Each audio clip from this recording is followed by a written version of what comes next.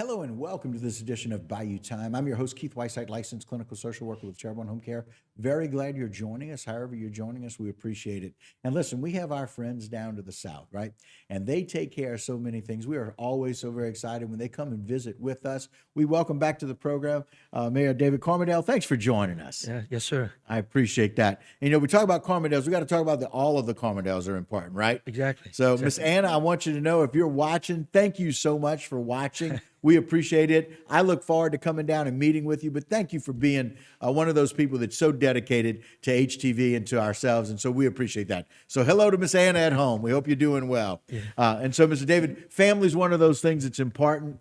Everybody on the island knows that y'all are family. It's a family and a family environment like I've never seen. That's what Grand Isle is. Yes, I'm born and raised there, and my dad moved there in 1945, 43 really. Yeah. And met my mother. She was from Golden Meadow. Right. And then we were raised there on the island. We're all fishermen. My dad on my mama's side, my grandpa, and my grandpa on my daddy's side. Wow. So we're all fishermen, shrimp, crab, oysters, did everything. And still got my little shrimp boat on the side. I know that's right. But it's beautiful, living in Right. Camardelle right there in the island itself, going to school. Right. And graduate from that school and, just come back and raising our families, Yeah, and what a beautiful shot. This is a real live shot of Grand Isle. Yeah. And it looks different than it did before. We know that of all the people and the places that have really gotten hit, we know that we saw the wind turbines and all of the difficulty. The storm did a number on our area, but it really did a number on the island. Yes, going through the situations with all the storms I've been through, working with several councilmen and chief of police, every storm's different. Right. But, during the hurricane, Wendell and I, we always get together, Sure. no matter what.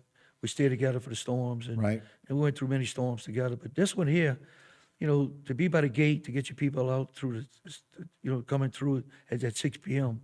And I was there at the gate to close it to make sure everybody that wanted to get out.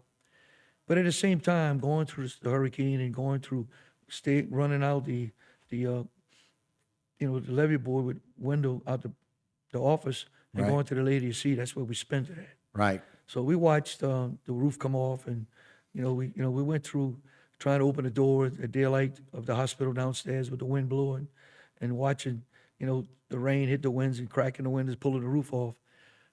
In the back of my mind, I'm saying there can't be too much left in Grand Isle.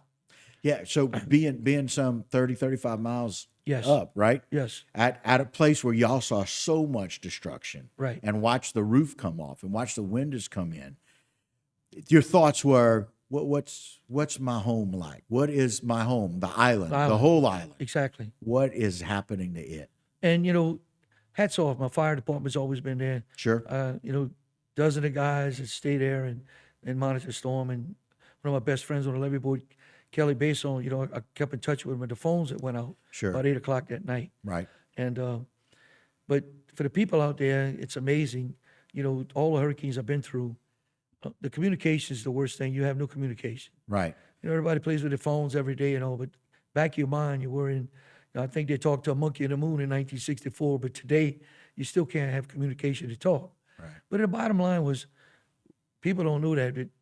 They know that we coming Right. from LA one way or the other. Right. And my guys are trying to fire from the fire department, work themselves toward the bridge. Right. So every storm, we meet in about the same area Right. with no communication. Right. Because as y'all know that when you can get there, you will. Right. They know we're coming. So, Right. and you got to go through the hurdles, and it gives you, Katrina had a lot of debris on the roads from Leeville to all the way to Grand Isle. Right. But for Ida, with the waves, it was really clean. It was just a bunch of telephone poles. Right. I remember a big flange pipe across the Leeville Bridge to get on the new high rise. Right. To go to Fouchon. To go up. And Right. there was really no trash on the bridge. But we went with a truck and got across. And then when you started seeing the devastation when you came into the Cheniere, Yeah. and especially with my families, my friends. Right. And then knowing that we crossed the bridge, coming out of the bridge, and we met our buddies right there about the same spot. It's funny how God is. Yeah. Yeah. But it works out. But He guides you. yes, Right. He does. And so we hugged each other and said, we got a mess on our hands, had 6 foot of sand on LE1. Right. Cheniere was devastated. And but working together and working with the firemen and through all this time and getting our councilman here and back in and getting to do this devastation and trying to make communication in Bush Parish, with Archie and their team, the Sheriff Weber, and everybody came together because it was devastating. And I still say the storm traveled off of LE1 straight across. Straight on up In LA1. Terrebonne Parish right here in Houma. So Sure. talking with Gordy Dove, all of us together, we know what we got to do. We clean our own road coming in through. Right. Kelly gets on the backhoe through every storm by the time the state comes in. So we're trying to help to get our people back. But it's something where this storm is a lot different. The water, the sand completely. But it was devastating. Yeah, and the wind damage that have impacted so many different homes, so Right. many different structures, and Grand Isle out there, the beauty that is Grand Isle, it is an island, Yes. and we would love for it to be better protected than it is, Mm-hmm. but that's part of the beauty of what it is, the fishing habitat that it is, and such beauty. There's so many things, and thank you, Jason, we appreciate that. There's so many things about the island that we love, but it's a little more exposed. Yes, That yes. home that y'all have that's exposed. What I'd like to do, if it's all right with you, is I'm always glad to talk about the island. It's so very special to all of us. For some of us, it was our first vacation. Right. Our first vacation was Yes. the island, and we want that to be that in the future. You're trying to put things together.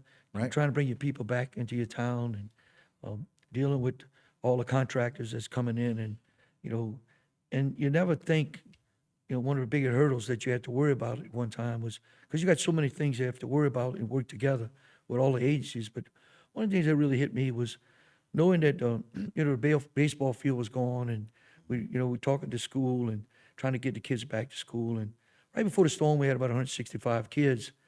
And, you know that we had 150 trailers that came in from the state, through the governor's office, and, putting them all over the island to try to get our people back. And that's something that we do every storm when it's a major storm.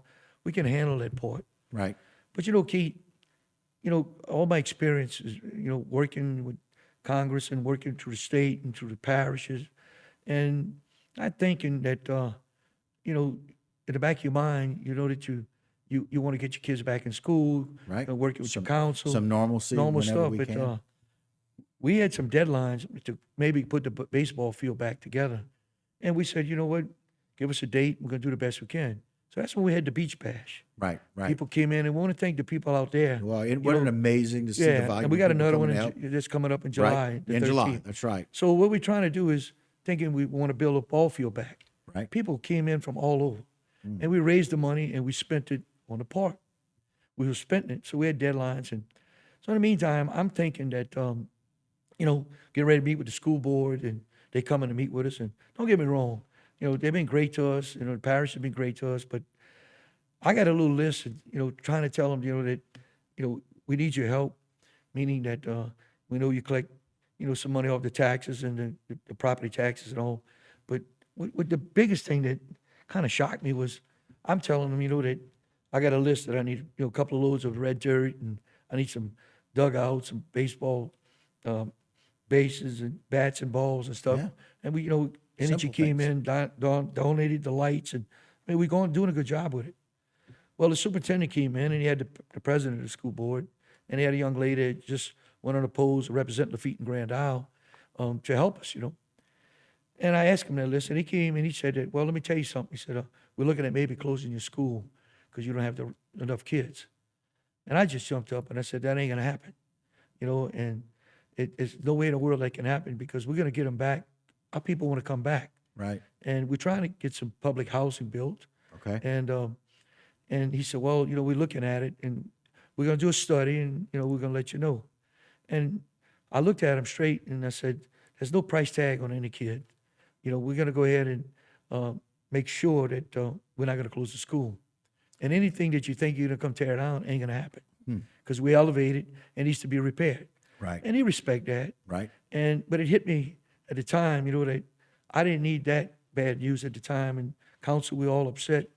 But we managed to get through, Right. and the studies went through, and we was out the studies. And, that was something that, that I've been working through the year, a couple of years after the storm, public housing. Right. And we worked every avenue, went to Washington, the council myself, brought the levy board with us up there and worked with the Port Commission, every angle we could get the fundings and all. But in the back of my mind, trying to get these kids back in school. So that was a big hurdle.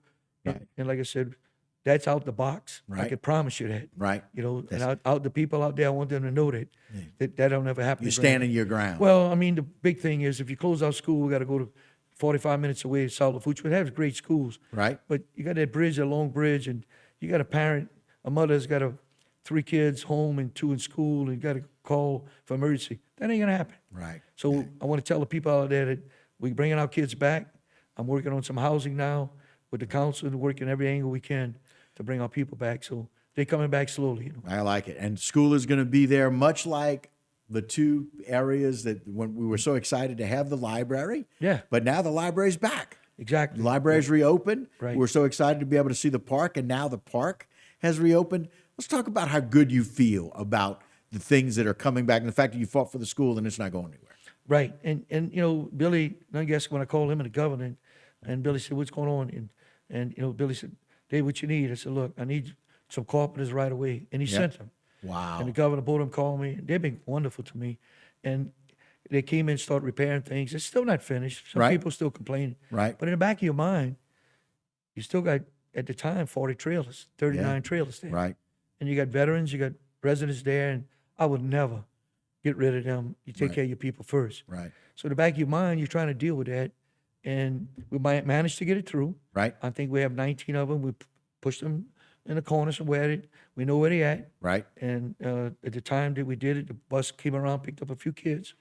And every day we working with them. If we get them a place to move, we work with them to make sure. Right. So Right. we're not going to throw them off. No. And No. we know where they at. Right. We take care of them. And then the tourists can come in and enjoy the beach. And And it all works out. That's exactly right. And that's part of that great balance about the people that live on the island, Right. the people that come to enjoy the island. And it's such a great partnership. We talk about partnerships all the time here on Bayou Time. I'm so very glad that people are listening to you.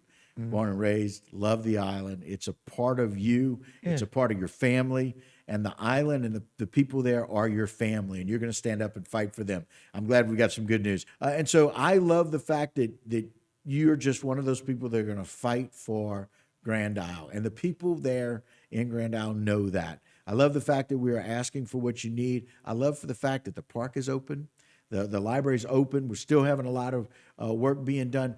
Give us a little bit of an update about how the people are doing, if that's okay, Dave. Yeah. And I want to, our businesses are back open. Our marinas open. Our restaurants. Right. The problem is getting help.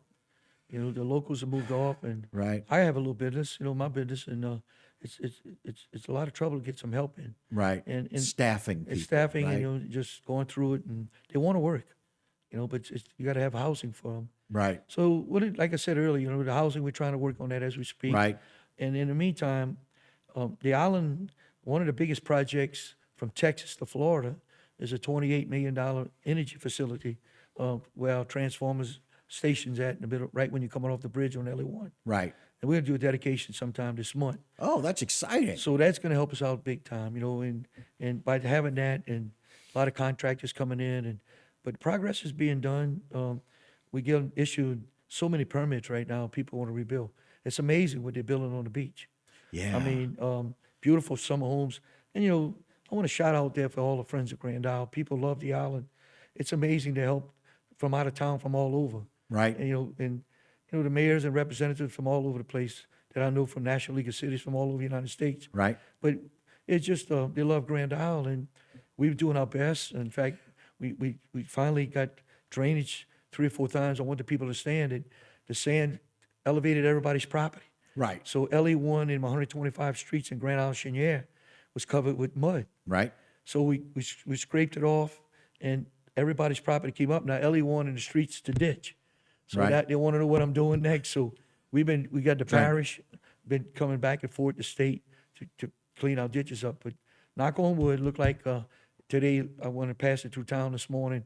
The vacuum trucks are cleaning the culverts out. So for you people out there, it's Grand Isle's getting beautiful, and my beaches, I can promise you, it's raked every morning. Pristine. And we'll have golf carts go through the streets. If you rent a camp anywhere on the island, You could turn around and get on the golf cart, go on the beach, Right. and that changed everything. It really has. It gave access to some people that really Right. wanted to be able to go and do that, and it's monitored and it's working well. Right. Right. Right. And so that's one of those things that we're really excited about. And so that's an experience that people want to have. And like you said, some of these homes, some of these beautiful homes that are being built out, and just you can see the excitement Right. for the island, for people really wanting to go and spend time there. There's a lot of people that ask, and it's people that don't know. So it's out of ignorance that people ask, why would you go and do that? Look what the storm just did. Well, guess what? Yeah. Grand Isle is the home that people have, and it's the second home that a lot of people want to have. Yeah, you know, and I'm glad you brought that up because we testified in front of Congress and talking with the senators, and I went with Chip Klein, with the governor, and all, and with Gordy Dove, all Right, of us right. representing all along the coast. You know, the bottom line is, if I don't continue, I'm a rock man, Yep. and I got construction going on now. Right. Our little levee board, 3 board members, we just finished a project last week Right. for $5 million. The governor working with our representative Joe Osron, Pat Connick, and working with all the legislators. They love Grand Isle, and I'm proud to tell you, in 4 or 5 months we did this. Right. But I have the Corps working right now when everybody's on a beach and they want to come work in the summertime. So I just can't understand. They had 2 years to start.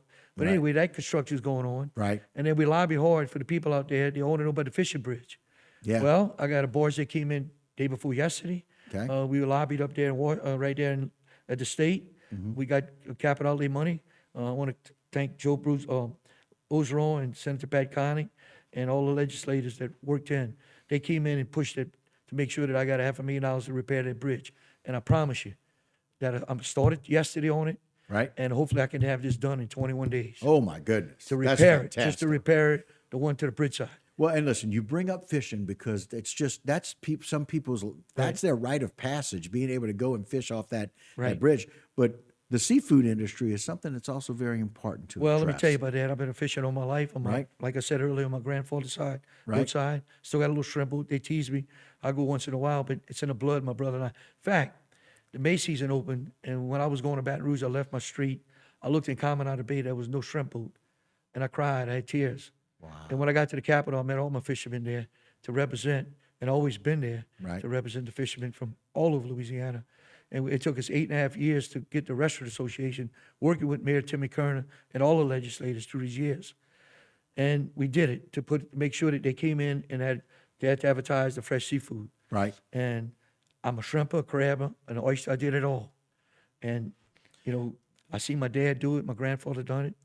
And one of the things that now we fought is that we passed through the Department of Health, through Senator Mills, Right. and working with Pat Connick, 2 senators, and working with all the legislators from home, all along the coast, Right. and working with our representative, Timmy Kerner, used to be the mayor, and we got several bills in there. And so we want them to keep listening, Right. Because we like to keep things local, Right. We want to be able to use our fresh caught seafood right here at home Right. in our restaurants, Yep. and with that, Mayor, thank you so much for walking me through this path of what y'all have dealt with. Because I thought I knew, but now I really know. Thank you for letting me know the good things that are happening, fighting for the school, park reopening, library reopening, all of the projects that are going on, and just getting Grand Isle back to where we want it to be, this new Grand Isle. We thank you for your leadership there. We thank you for the people that have you to count on.